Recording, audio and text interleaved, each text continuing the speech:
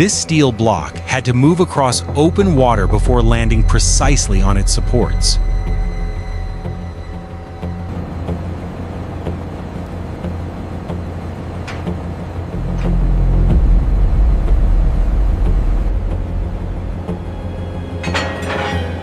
But this unfinished crossing began years earlier, with almost nothing here except Osaka Bay. In 1987, the future airport connection was still an open stretch of water.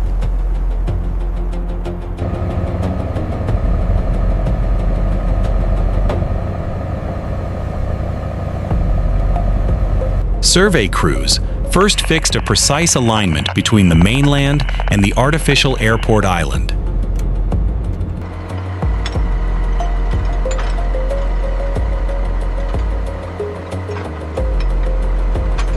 Below the water, investigations revealed deep layers of soft marine sediment.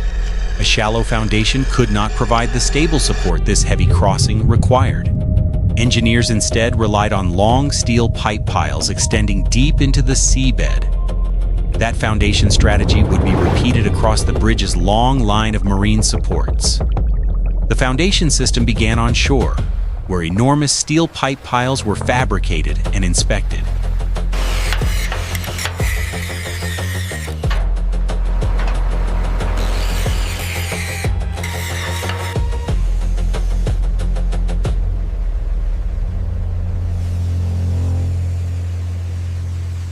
The finished piles were loaded onto barges for transport into Osaka Bay. Tugs then carried these long steel cylinders toward each offshore foundation position.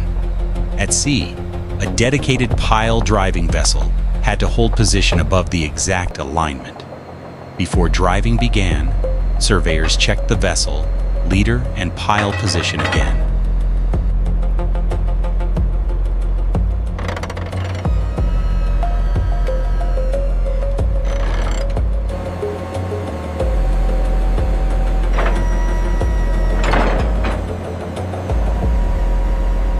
The first pile was lowered vertically through the water toward the soft seabed below.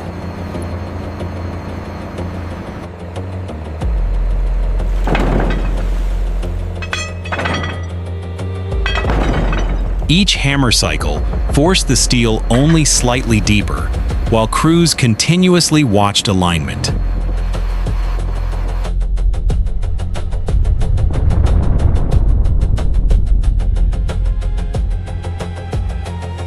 Once installed, the first pile became a fixed reference for the rest of the group.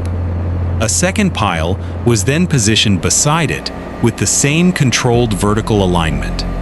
Repeated installations gradually formed an organized pile group beneath each future support. When one group was complete, engineers checked pile head elevation and geometry before moving on. The pile driving operation then shifted to the next foundation position along the crossing.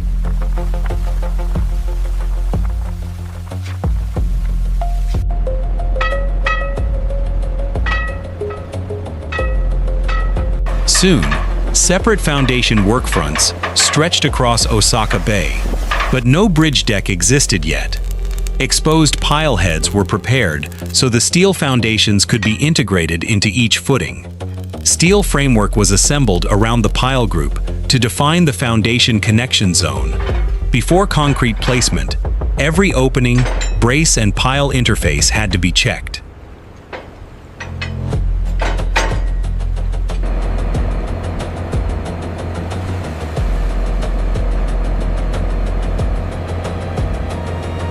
A dedicated placement pipe was prepared to deliver concrete directly into the underwater footing. The pipe was lowered carefully into position rather than dumping concrete freely into the sea.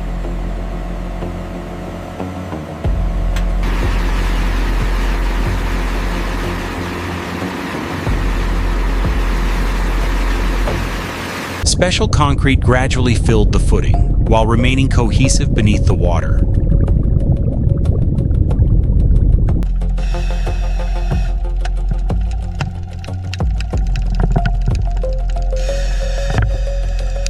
Once these footings were completed, The foundations were ready for the giant steel portal piers.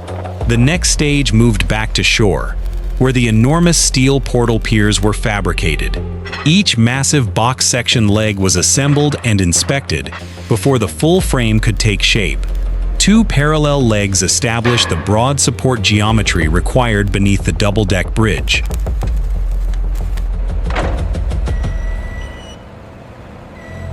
Beside the completed frame, workers revealed just how large one marine support really was. Welds, dimensions, and lifting points were checked before the structure ever reached the water. The finished portal frame was then moved toward the waterfront for marine installation. Rigging crews connected the floating crane while the pier still rested securely on shore.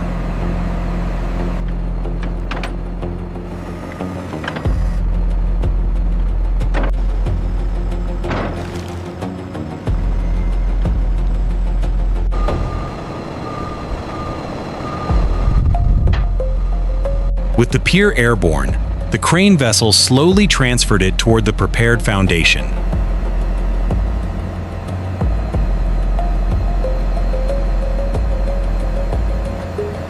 Survey teams guided the final alignment as both steel legs approached their connection points. The portal frame was lowered gently onto the footing, while the crane still carried part of its weight.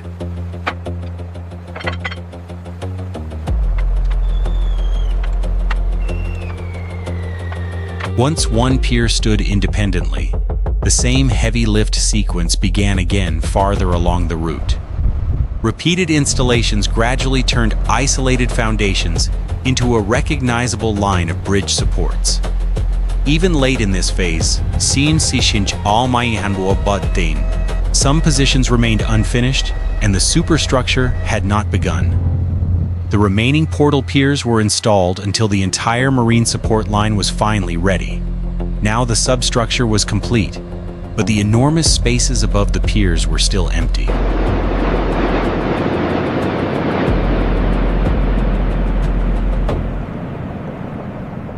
The solution placed 6 road lanes above, with 2 railway tracks carried beneath them.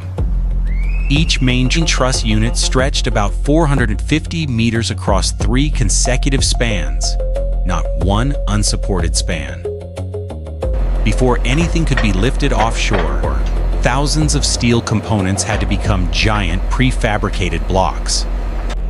Assembly began with the lower chords and transverse members forming the block's structural base. Large diagonal members then created the repeating triangular pattern of the shallow truss. Panel by panel, the first long truss wall grew across the shore assembly yard. A parallel truss side and transverse framing gave the block its full road and rail width. Inside the lower level, structural framing was prepared for the future double-track railway. Above it, steel framing carried the broad upper highway deck.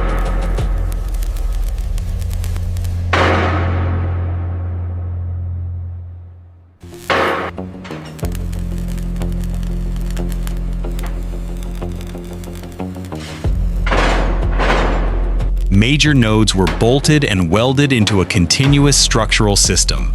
Surveyors then checked alignment and geometry before the block could leave the yard. By this stage, only local finishing work remained before marine transport. The completed block was now ready to move, and its geometry could no longer change. At the waterfront, engineers aligned the giant block with a specially prepared transport barge.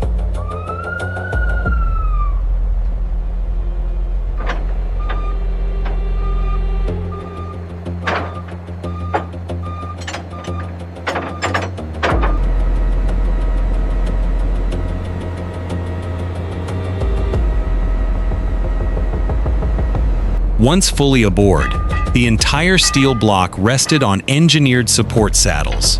Temporary braces and C-fastenings prevented the enormous load from shifting during transport. Tugboats then pulled the heavily loaded barge away from the assembly yard.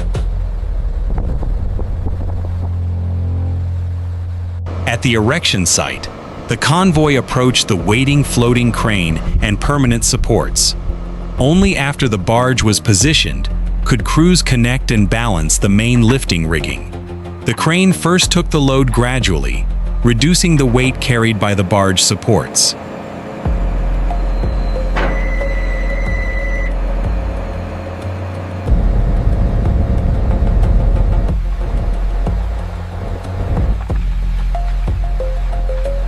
Only after clear separation was established could the block be raised to a safe transfer height.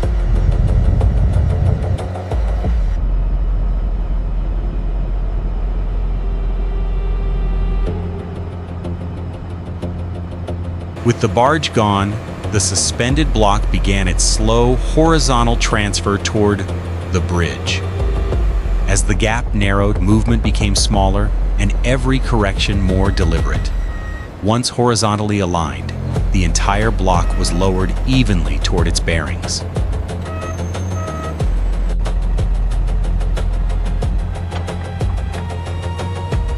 The first block finally touched down, but large sections of the 450-meter unit were still missing. A second prefabricated block arrived, while the first remained fixed on its permanent supports. The floating crane lifted this second block using the same slow, controlled heavy lift sequence. It was aligned and lowered onto the next section of the permanent support system. After the first two blocks were connected, one major closure section still remained.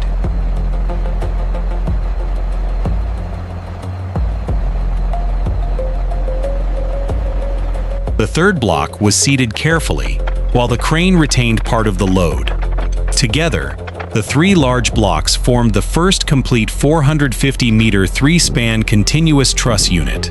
The completed module became the template as construction began on the next 450-meter unit. Two units were eventually complete, while another heavy-lift workfront advanced farther across the bay. Multiple crews repeated the same fabrication, transport, lifting, and connection sequence along the alignment. 5 units were now complete, leaving one unmistakable gap in the central truss core.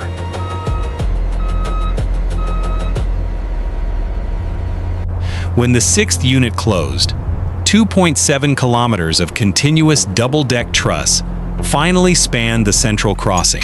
But the truss did not extend all the way ashore. Transition structures carried the connection onward. On the upper level, the 6-lane highway received its final surface, barriers and road systems. Below, 2 railway tracks were completed inside the same integrated bridge structure. Before opening, engineers inspected joints, bearings, alignment, and the systems connecting every major section.